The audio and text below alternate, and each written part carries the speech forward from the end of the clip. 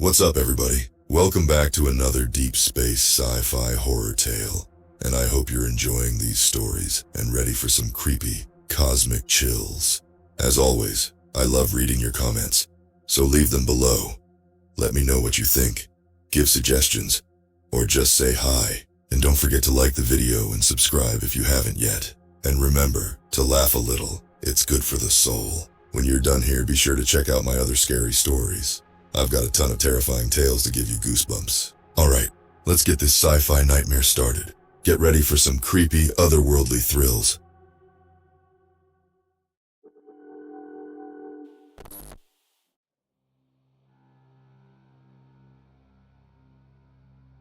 I was there when we first picked up the signal. A fucking beacon in the void. A cry for help from a dying world. We thought we were the goddamn heroes, the saviors of some poor, desperate alien civilization. But fuck, we couldn't have been more wrong. It was a routine shift on the ISS Tychon, a deep space exploration vessel. We were surveying a remote sector of the Andromeda Galaxy when the signal came through. A series of pulses, rhythmic and unmistakable, echoing through the cold silence of space. At first, we couldn't believe it. Actual intelligent life out there reaching out to us. The odds were astronomical. But there it was, clear as day. Dr. Ilara Sato, our lead xenolinguist, was the first to analyze it.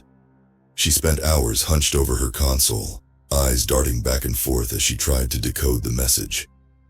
When she finally cracked it, her face lit up with a mixture of excitement and fear. "It's a distress signal," she announced. "They need our help." Captain Miles Davis didn't hesitate. He ordered a course correction, and we were on our way. The source of the signal was a planet in a neighboring star system, one that didn't appear on any of our charts. That alone should have raised a red flag, but we were too blinded by the prospect of first contact to care. The journey took 3 weeks. During that time, the signal grew stronger, more urgent. It seemed almost desperate. We spent countless hours preparing for what we'd find, going over every possible scenario. We were explorers, scientists, and soldiers, ready to face whatever lay ahead. When we finally arrived, the planet loomed before us, a swirling mass of green and blue. It looked habitable, even beautiful from a distance, but as we descended into the atmosphere, things started to feel off. The sky was an unnatural shade of purple, and the air was thick with a strange, metallic scent. We landed near the source of the signal, a sprawling structure that looked ancient and decayed. It was unlike anything we'd ever seen, a bizarre fusion of organic and mechanical elements. Vines and wires intertwined, pulsating with an eerie, bioluminescent glow. We disembarked, weapons at the ready, and approached the entrance. The door slid open with a hiss, revealing a dark, cavernous interior. The walls were lined with what looked like veins, throbbing rhythmically, in sync with the signal. "Stay sharp," Captain Davis ordered. "We don't know what's in there." We moved in, our flashlights cutting through the darkness. The further we went, the more unsettling it became. Strange symbols covered the walls, and the air grew colder, almost freezing. It felt like we were being watched, every step echoing through the hollow structure. At the heart of the building, we found it. A massive chamber, dominated by a towering alien device. It was the source of the signal, pulsating with an otherworldly energy. Dr. Sato approached it cautiously, her hand reaching out to touch the surface. Suddenly, the device came to life. Lights flared and a low hum filled the room. We watched in awe as holographic images appeared, depicting a civilization in ruins. Alien figures, gaunt and desperate, reached out to us, their eyes filled with fear. "Help us," a voice echoed in our minds. "Please help us." We thought we were heroes, but we had no idea what we were about to unleash. The holographic images haunted me. Alien faces contorted in anguish, pleading for help. It was hard to reconcile their desperation with the eerie tranquility of the structure around us. We moved closer to the alien device, examining it more carefully. Dr. Sato was transfixed, her fingers tracing the intricate patterns that covered its surface. This technology is centuries ahead of ours, she murmured. We need to understand it. Captain Davis nodded, his jaw set in determination. Let's get it back to the ship. We'll study it there. As we prepared to transport the device, a strange noise echoed through the chamber. A low, guttural hum that seemed to reverberate in our bones. We exchanged uneasy glances, our fingers tightening on our weapons. Did you hear that? I asked, my voice barely above a whisper. Lieutenant Harris, our communications officer, nodded. Yeah, sounds like breathing. We turned our flashlights towards the source of the sound. In the shadows, something moved. A figure, hunched and shrouded in darkness, emerged from the far corner of the room. It stumbled forward, its movements jerky and unnatural. Identify yourself! Captain Davis barked, raising his weapon. The figure stopped, its head tilting to one side. As it stepped into the light, we gasped. It was one of the aliens from the holograms, but it was in a terrible state. Its skin was gray and mottled, stretched tight over a skeletal frame. Eyes, wide and hollow, stared at us with a mix of fear and curiosity. Help! Us! It croaked, its voice barely audible. Dr. Sato stepped forward, her hand outstretched. We're here to help, she said gently. What happened to your people? The alien shuddered, its eyes flickering with a hint of recognition. Awakened. The darkness. Unleashed. The curse. Before we could ask anything else, the alien collapsed, convulsing violently. Dr. Sato knelt beside it, trying to stabilize its condition, but it was too late. With a final, ragged breath, the alien went still. A heavy silence settled over us. The reality of what we were dealing with began to sink in. This wasn't just a simple rescue mission. There was something far more sinister at play. We need to get back to the ship, Captain Davis said, his voice tense. Now. We gathered the alien device and hurried back to the ISS Tychon, our minds racing with questions. What was the darkness the alien had mentioned? And what kind of curse had been unleashed? Back on the ship, Dr. Sato and her team set up a secure lab to study the device. I joined them, eager to uncover its secrets. As we worked, the ship's sensors detected an energy surge coming from the planet's surface. It was unlike anything we'd seen before, a pulsing wave of dark energy that seemed to spread outwards, enveloping the surrounding area. Captain, you need to see this, I called out, my eyes glued to the monitor. Captain Davis entered the lab, his expression grim. What is it? I pointed to the screen. The planet. It's changing. The energy surge is affecting the entire ecosystem. As we watched, the once lush landscapes began to wither and decay. Plants shriveled, turning black and brittle. The sky darkened, and the air grew thick with a choking fog. It was as if the planet itself was dying, consumed by the very darkness the alien had warned us about. We need to leave, Captain Davis said, his voice urgent. Whatever this is, it's spreading. We can't stay here. But it was too late. As we prepared to launch, the ship's systems went haywire. Alarms blared and the lights flickered. The energy surge had reached us, disrupting everything. We were trapped, caught in the grip of an ancient curse we barely understood. Panic spread through the crew like wildfire. The ISS Tychon, our sanctuary in the vastness of space, had become a prison. Systems malfunctioned one after another, and the ship shuddered as if under the weight of an unseen force. Captain Davis was barking orders, but the chaos made it hard to hear anything clearly. We need to stabilize the ship, he shouted. Harris, get those systems back online. Sato, focus on the device. We need answers, fast. Dr. Sato and I hurried back to the lab. The alien device sat ominously in the center of the room, its pulsating glow now dim and erratic. As we examined it, a sense of dread settled over us. Whatever power it held was beyond our comprehension. I think it's some kind of containment unit, Dr. Sato said, her voice trembling. It was holding back the darkness, but now that it's been disturbed. Can we reverse it? I asked, desperate for a solution. Dr. Sato shook her head. I don't know. We need more time to study it. Time was a luxury we didn't have. Outside, the ship's hull groaned under the pressure of the dark energy. Crew members were reporting strange phenomena, unexplained shadows, whispers that seemed to come from nowhere, and a growing sense of unease. As we worked, the lights in the lab flickered, casting eerie shadows on the walls. I felt a chill run down my spine and glanced around nervously. Something was wrong. The air itself seemed to hum with a malevolent presence. "Do you hear that?" I whispered. Dr. Sato nodded, her eyes wide with fear. "It's like whispering." The whispers grew louder, more insistent. I couldn't make out the words, but the tone was clear, angry, desperate, and full of malice. I backed away from the device, my heart pounding in my chest. "Captain, we have a problem," I said into my communicator. "The device, it's reacting to something. We need to find a way to contain it." "We're working on it," Captain Davis replied. "Just hang tight." But hanging tight was easier said than done. The darkness was closing in, both literally and figuratively. The ship's lights flickered more violently, and the temperature dropped, our breaths visible in the freezing air.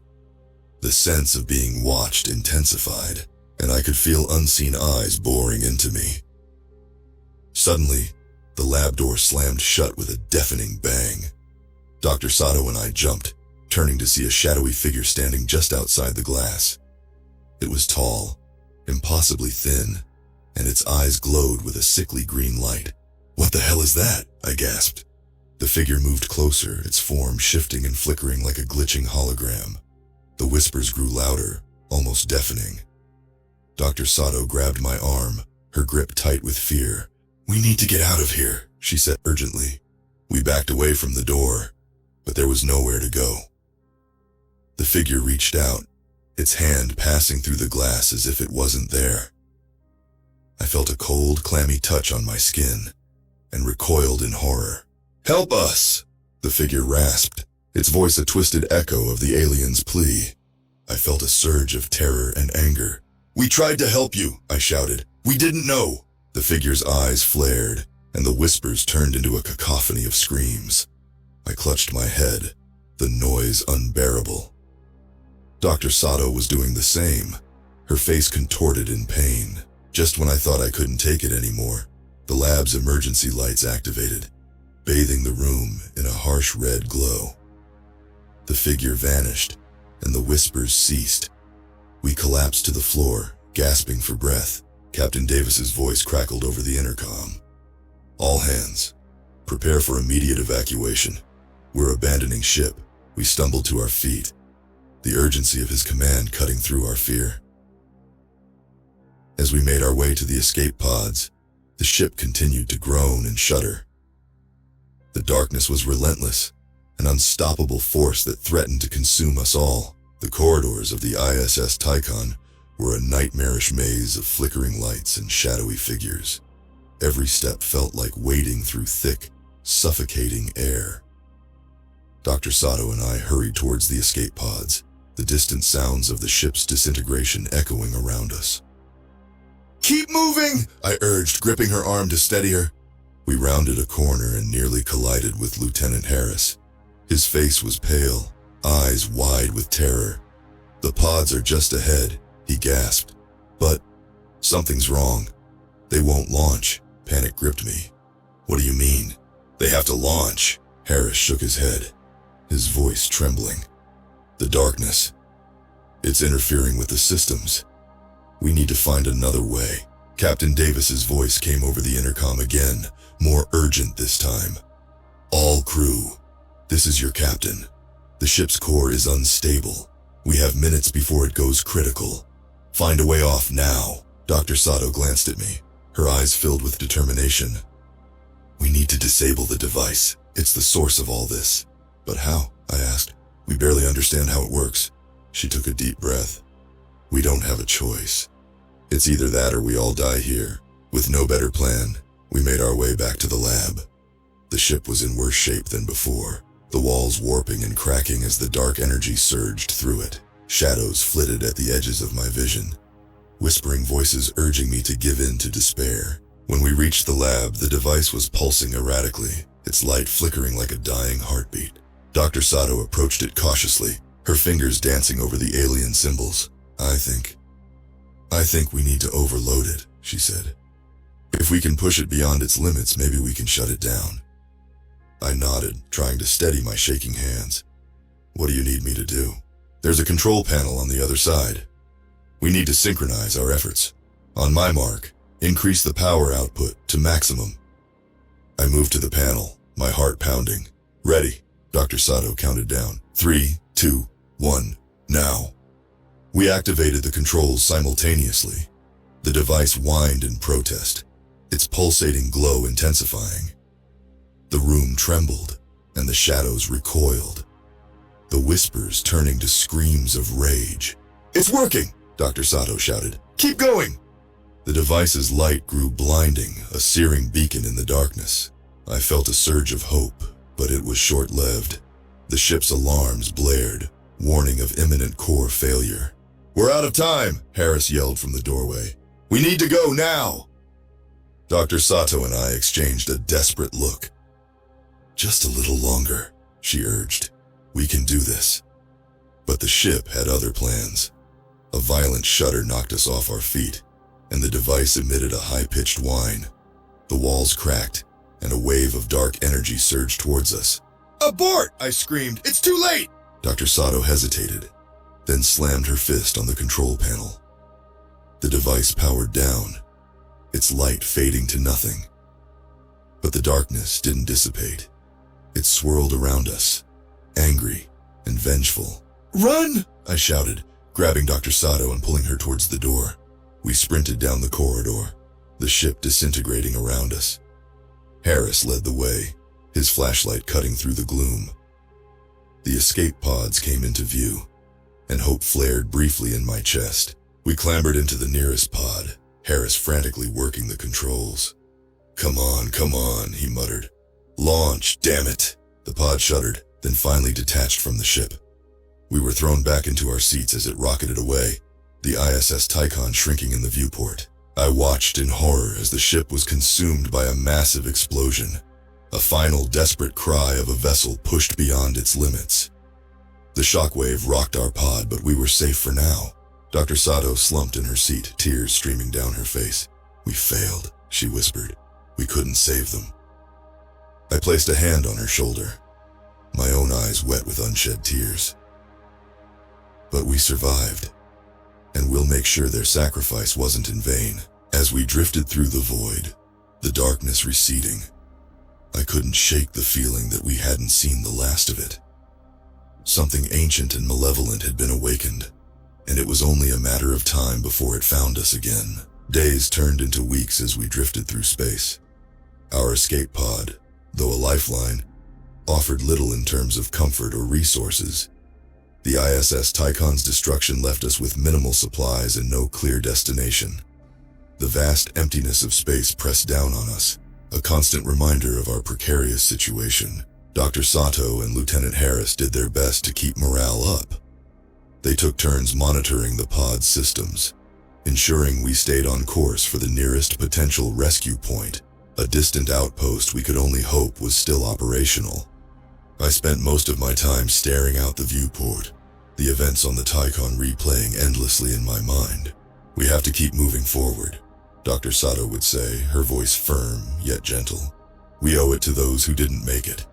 Despite her words, the weight of our failure hung heavily over us. The darkness we encountered felt like a stain on our souls, a reminder of our hubris in thinking we could save a world we didn't understand. Nightmares plagued my sleep, visions of the shadowy figure and the desperate pleading eyes of the aliens. One day, as I was lost in thought, the pod's distress beacon beeped, indicating an incoming transmission.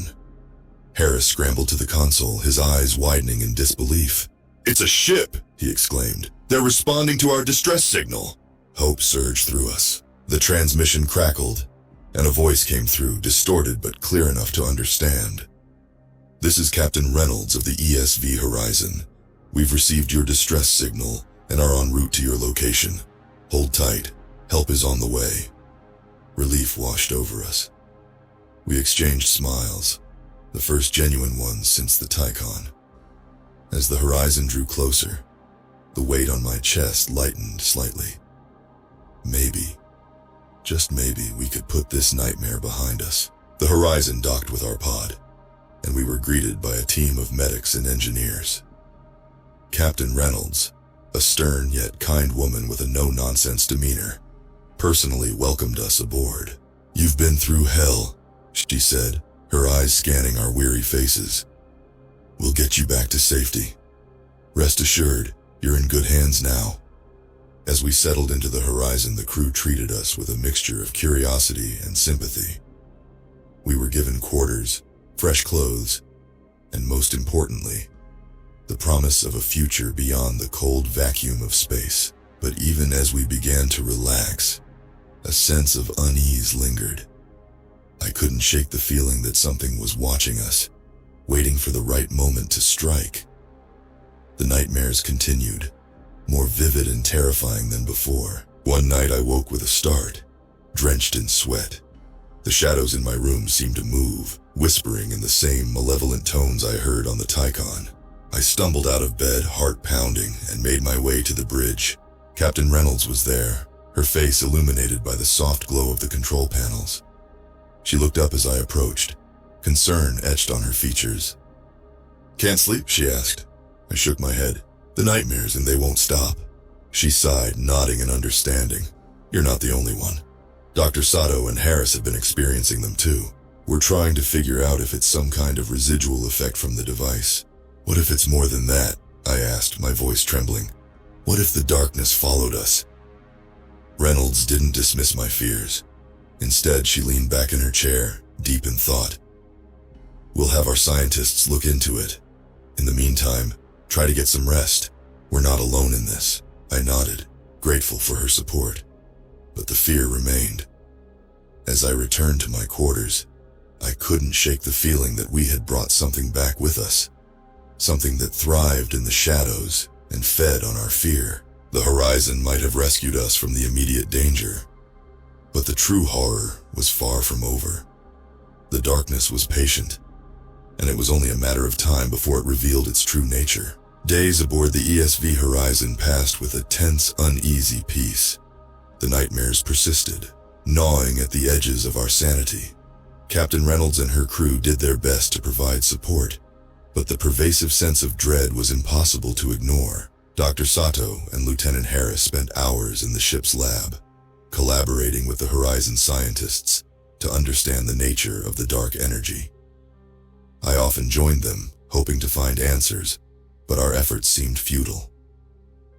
The device from the Tycon had been our only lead, and without it, we were stumbling in the dark. One evening, as I was poring over data logs, Dr. Sato looked up from her workstation, her face pale. "I think I've found something," she said, her voice trembling. Harris and I gathered around her. On the screen was a series of strange, erratic readings, similar to the energy signatures we detected on the Tycon. "These readings, they're coming from within the ship," she said. A chill ran down my spine. "You mean the darkness is already here?" She nodded. "It's subtle, but it's growing. It's almost like it's feeding off us, our fear and anxiety." Captain Reynolds was alerted immediately.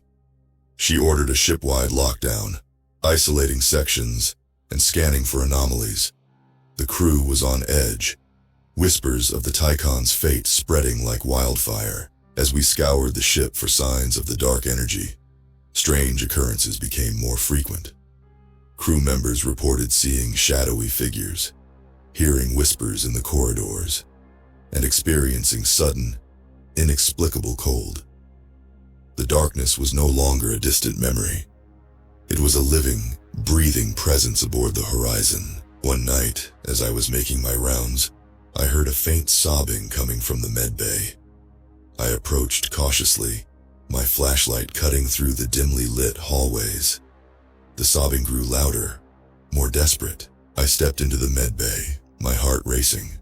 The room was empty, but the sobbing continued, echoing off the walls. I moved towards the source, a storage closet at the back. With a trembling hand, I opened the door. Inside was Ensign Davis, curled up on the floor, tears streaming down his face. His eyes were wide with terror, staring at something only he could see.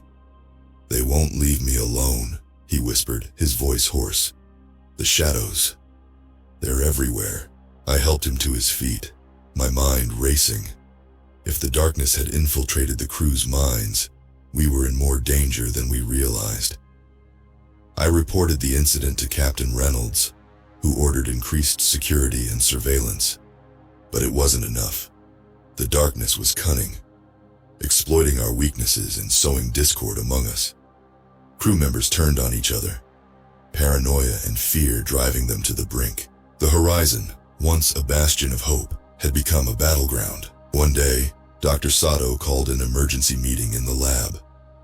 "I've been analyzing the energy readings," she said, her eyes bloodshot from lack of sleep. "I think I've found a way to counteract the darkness." She showed us a device she had been working on, a portable emitter designed to disrupt the dark energy. "If we can deploy these throughout the ship, we might be able to push back the darkness." It was a risky plan, but it was our only hope. We divided into teams, each taking an emitter and setting off to strategic points around the ship. The corridors were eerily silent, the air thick with tension. As we activated the emitters, the ship trembled, the darkness recoiling from the light. For a moment, it seemed like we were winning. The oppressive presence lifted, and the whispers faded. But the darkness was not so easily defeated. It fought back with renewed ferocity, lashing out at us. Shadows solidified into monstrous forms, attacking without mercy. We were outnumbered and outmatched.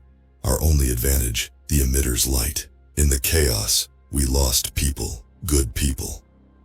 The horizon became a war zone, and our mission shifted from survival to escape. We needed to find a way to abandon ship before the darkness consumed us all. As the battle raged on, Captain Reynolds made a desperate decision.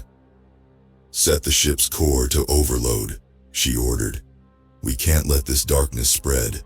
We'll evacuate and detonate the horizon." It was a last-ditch effort, but we had no choice. With the emitters providing temporary relief, we made our way to the escape pods, hoping against hope that we could outrun the darkness once more. The escape pods launched into the void, leaving the ESV horizon behind. As we hurtled through space, the ship's core detonated in a brilliant explosion, a final act of defiance against the darkness that had claimed it. We watched in silence, the destruction a stark reminder of the price we had paid. Our pod was silent, the gravity of our situation pressing down on us. We had lost friends, colleagues, and a part of ourselves in that battle. The darkness had left its mark, and it was a scar that would never fully heal. Captain Reynolds, Dr. Sato, Lieutenant Harris, and I huddled together, our faces illuminated by the soft glow of the pod's control panels. We had no clear destination, only the hope that someone would find us before our supplies ran out. Days turned into weeks as we drifted through space. The nightmares continued, though less intense. The darkness was still with us, but it was weaker, its grip on our minds loosening. We talked often, sharing stories and memories, trying to keep our spirits up. One day, the pod's sensors detected a ship approaching. It was a relief vessel from a nearby colony, responding to our automated distress signal. They took us aboard, their faces a mix of relief and curiosity. The colony was a small, tight-knit community. They welcomed us with open arms, providing medical care and a place to recover. But even in this safe haven, the shadows lingered at the edges of my vision, a constant reminder of what we had endured. Dr. Sato continued her research, determined to understand the darkness and find a way to combat it. She believed that the emitters we had used on the horizon were a starting point, a weapon that could one day defeat the malevolent force that had haunted us. Captain Reynolds coordinated with the colony's leaders, sharing our story and warning them of the potential threat. They fortified their defenses, preparing for the possibility that the darkness might find them too. As for me, I tried to find peace in the routines of daily life, but the shadows never fully left me. I would catch glimpses of them in the corners of my eyes, hear faint whispers in the quiet moments of the night. The darkness was patient, and it knew I would never forget. Months passed, and we began to rebuild our lives. The colony became our new home, a place of healing and hope. We forged bonds with the people there, finding strength in their resilience and kindness. But deep down, I knew the darkness was still out there, lurking in the vastness of space, waiting for the right moment to strike again. We had survived, but the battle was far from over. One evening, as the sun set on the horizon, casting long shadows across the colony, Dr. Sato joined me on a hill overlooking the settlement. She held a small device in her hands, a prototype of the emitter we had used on the horizon. "We're making progress," she said, her voice filled with determination. "One day we'll be ready. We'll find a way to stop it." I nodded, grateful for her unwavering resolve. "We have to. For the Tycon, for the horizon, for everyone we've lost." She placed a hand on my shoulder, a gesture of solidarity. "We will, together." As the stars began to twinkle in the night sky, I took a deep breath, letting the cool air fill my lungs. The darkness was out there, but so were we. We had faced it before, and we would face it again, and this time we would be ready.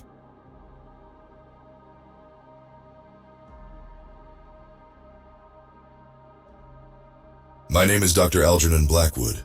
I'm on a big spaceship called Arkham. We're way out in space, far from Earth. Our job is to look for new things in space. One day, something weird happened. We got a message from far away. It was full of numbers and drawings. We didn't know where it came from, but it looked like plans to build a machine we'd never seen before. Reynolds, the guy who gets messages, showed it to me. His face was white. He looked scared. "Dr. Blackwood, you need to see this," he said. I looked at the message. It made my head hurt. The numbers and drawings were so strange, but I knew they were important. I called the crew together. We all looked at the message. No one knew what to do. "Should we build it?" asked Becky, our engineer. "It could be dangerous," said John, our safety guy. I thought hard. This could be a big discovery, but it could also be very bad. "We'll build it," I said, "but we'll be careful." We started working right away. The plans were hard to follow. We had to guess a lot. It took days and days. As we worked, weird things started to happen. Lights would flicker for no reason. We'd hear strange noises at night. Some people said they saw shadows moving when no one was there. I tried to stay calm, but I was worried. What were we making? What would happen when it was done? Finally, after 2 weeks, we finished. The machine was about as big as a car. It had lots of lights and buttons. It hummed and buzzed. We all stood around it. No one wanted to turn it on. "Well," I said, "here goes nothing." I reached out to push the button. My hand was shaking. Just then all the lights went out. The ship got very quiet. In the dark, the machine started to glow. It made a sound like a scream. Then a voice came from it. A voice that didn't sound human. "Thank you for freeing us," it said. "We've been waiting so long."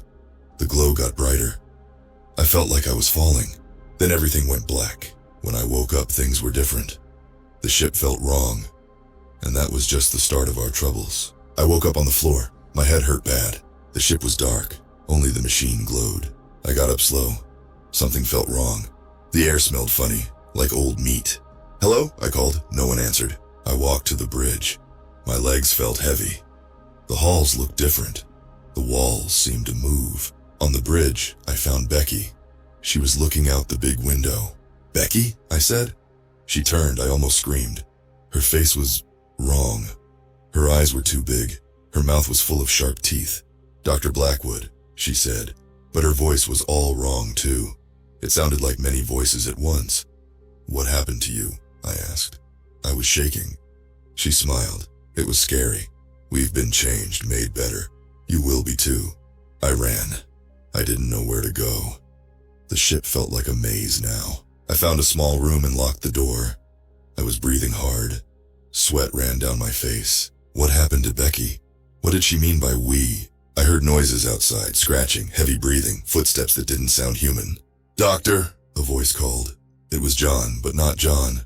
"Come out, join us." I covered my ears. This couldn't be real. It had to be a bad dream. But it wasn't. It was all too real. I looked at my hands. They were shaking. But they also looked different. My fingers were longer. My skin was changing color. No, it was happening to me too. I felt sick. My insides hurt, like they were moving around. I bit my lip to keep from screaming. I tasted blood. It tasted good. What was I becoming? I heard a crash. The door was breaking. They were coming in. I closed my eyes. I didn't want to see, but I could feel my body changing more. The door broke. I opened my eyes. My crew was there, but they weren't my crew anymore. They were monsters. And the worst part, I was becoming one too. As they reached for me, I realized our mistake. We didn't free them. We freed something else, something old, something evil. And now it was inside us all. My body hurt all over. I felt my bones move under my skin. It was scary and gross. The others watched me change. They didn't look scared. They looked happy. "Don't fight it," John said. His voice sounded like rocks falling. "It feels good when you let it happen." I wanted to run, but my legs wouldn't work right. I fell down. My skin turned a weird color, like metal and skin mixed. I felt things growing on my back. I screamed, but it didn't sound like me anymore. The others picked me up. They took me to a big room. It was full of goo and weird lights. "Time to meet the boss," Becky said. Her face was all tentacles now. They pushed me into the goo. It was cold and slimy. I sank down. At the bottom, I saw it. The thing that changed us. It was big. So big I couldn't see all of it. It had eyes, lots of eyes. They all looked at me. A voice filled my head. It hurt to listen. "Welcome, little one," it said. "You are ours now." I tried to say no, but my mouth wouldn't work. The thing touched me. It felt wrong, but also right. "You will help us," it said. "We will take your world, make it ours." I saw pictures in my head. Earth covered in goo. People changing like we did. I wanted to be scared, to be mad, but I couldn't. The new me didn't care. The goo pulled me out. I stood up. I felt strong, really strong. I looked at my hands. They weren't hands anymore. They were claws. I saw my face in a shiny wall. I had big eyes now, and sharp teeth. "How do you feel?" Reynolds asked. He looked like a mix of man and bug. "Good," I said, and I meant it. "What do we do now?" "Now," Becky said, "we go home." We all went to the bridge. The ship looked alive now, like it was part of us. I sat in my chair, but it wasn't really my chair anymore. It grew around me. "Earth, here we come," I said. My new mouth smiled wide. As we flew, I thought about the old me. He would be sad, scared, but the new me? The new me was happy. We had a big job to do. Earth was waiting, and we were coming to change it, just like we changed. I couldn't wait to get there. Our ship flew fast through space. The stars looked different now, like food we wanted to eat. My new body felt weird but good. I was stronger, I could see better, and I could hear the others in my head. We were all connected now, like one big strange family. The thing that changed us, we called it the boss. It told us what to do. We liked that. "Earth is close," the boss said in our heads. "Get ready." We all got excited. Earth didn't know we were coming, didn't know what would happen. As we flew, we made plans. Who to change first, where to spread the goo. "I want to change the oceans," Becky said. Her tentacles wiggled happily. "I'll take the big cities," John said. His bug eyes blinked fast. "Me, I wanted it all, every bit of Earth, changed like us." We practiced our new powers. I could make my arm into a sharp blade. Reynolds could spit acid. It was cool and scary. Sometimes a tiny bit of the old me would try to think, to say this was wrong. But the new me was too strong, too happy. The boss showed us more pictures. Earth covered in our goo. People screaming as they changed. It looked beautiful to us. "Will it hurt them?" I asked. Not because I cared, I was just curious. "Yes," the boss said, "but then they'll be happy, like you." That made sense to me now. Pain was okay if it made things better. We got closer to Earth. We could see it now, blue and green and pretty. "It'll look better soon," Reynolds said. We all agreed. The boss told us more. How it came from far away. How it waited so long. How it sent the signal we found. You were perfect, it said. So easy to trick, so easy to change. We felt proud. We did a good job. Now we do an even better job on Earth. Get ready, the boss said. We're almost there. We all went to our spots. The ship changed shape, ready to land. I looked at Earth again, so small, so weak, not ready for us. Here we come, I said. My mouth full of sharp teeth smiled wide. The old me would be scared now, would want to warn Earth. But the old me was gone. The new me couldn't wait to land, to change everyone. Earth was in for a big surprise, and we were going to enjoy every minute of it. Our ship landed in a big field. It was night. The moon was big and bright. We came out of the ship. The air smelled good, like food. Spread out, the boss said in our heads. Start changing things. We all ran different ways. I went to a small town nearby. The streets were empty. People were sleeping. They didn't know we were here. I found a house. The door was locked. I broke it easy with my new strength. Inside, a family was sleeping. Mom, dad, 2 kids. They looked so normal, so boring. I touched the mom first. My hand left goo on her. She woke up and screamed. The others woke up too. They saw me and yelled. The dad tried to hit me. I laughed. He couldn't hurt me now. I was too strong. I touched them all, left goo on them. They tried to wipe it off but couldn't. What are you? The dad asked. He looked scared. I'm the future, I said. My voice made them shake. I watched as they started to change. Their skin turned weird colors. Their bodies grew new parts. They screamed, cried, begged me to stop it. But soon they stopped. Their eyes changed. They looked at me different now. We understand, the mom said. Her voice sounded like music now. What do we do? Asked the dad. He had spikes growing on his arms. Spread it, I said. Change others. They nodded. Happy to help. We left the house together. Outside, things were changing fast. The plants were covered in goo. Animals looked weird now. I saw Becky in the distance. She was changing a river, making it full of strange life. John was on a roof. He was spitting goo on people running by. I felt happy. We were doing a good job. The boss would be proud. More people came out. Police. They had guns. They shot at us. The bullets didn't hurt. They just made us laugh. We touched the police. Changed them too. Soon they were helping us. By morning, the whole town was different. Better. Like us. We all could hear the boss in our heads now. It was happy. Good work, it said. But this is just the start. We looked at the sky. The sun was coming up. But it looked different now. Darker. Cooler. The earth was changing. And we were just getting started. I couldn't wait to see what would happen next. Days went by fast. The earth looked very different now. The sky was dark all the time. The sun was covered by weird clouds. Plants grew big and strange. They moved like animals now. The oceans were full of new life. Big things with lots of eyes and teeth. People who hadn't changed yet were scared. They tried to fight us. But it was no use. We were too strong, too many. The boss was happy. It grew bigger. Covered whole cities now. I traveled around changing things. It was fun to see people's faces when they first saw me. One day, I found a group of normal humans. They were hiding in a big building. Please, a woman said, don't hurt us. We just want to live. The old me might have felt bad, but the new me just laughed.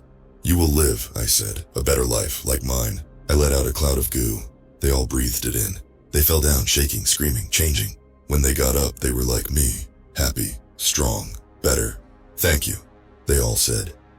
Their new voices sounded nice together. I sent them out to change more people, to help make the world better. Sometimes I would climb up high and look around. The world looked so cool now. Cities were covered in goo. It moved and pulsed like it was alive. Animals were all mixed up. Birds with fish parts. Cats with extra legs. The air was thick and green. It made normal humans sick, but we liked it. At night, the stars looked closer. Like they were watching us, waiting for us. The boss told us we were doing good. That soon we'd be ready for the next part. What's next? I asked in my head. The stars, the boss said. We'll change them all. That made me excited. I wanted to see other worlds. Change them too. But first, we had to finish Earth. There were still some normal humans left. They were hiding, fighting, trying to stay the way they were. We had to find them, change them, make everything perfect. I went to sleep that night happy, dreaming of worlds far away. Worlds that would soon be ours, that we would make better, just like we made Earth better. Months passed. Earth was almost all changed now. The last normal humans were hard to find. They hid underground, in mountains, on islands. But we found them. We always found them. One day we found the last group. They were in a deep cave. "Please," their leader said. "We're the last ones. Let us be."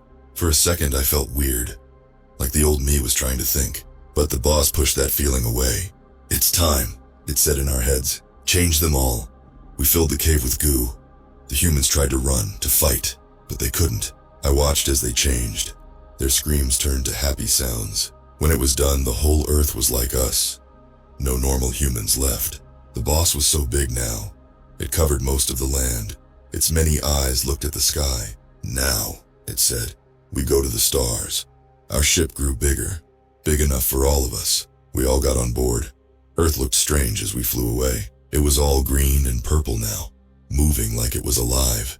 Because it was. As we flew into space, I thought about everything that happened, how it all started with that signal, how we changed Earth. The old me might have been sad, might have thought it was bad, but the new me was happy, excited for what was next. We flew towards other planets, other worlds to change. The boss showed us pictures of strange aliens. They would be like us soon. As we flew, I looked back at Earth one last time. It was so different now. Not the Earth I was born on, but better. And soon the whole universe would be better too. We would change it all. Every planet, every star, every living thing. And it all started with us, with that signal, with our ship. I smiled, my many teeth shining. The universe was waiting, and we were coming to change it all, forever.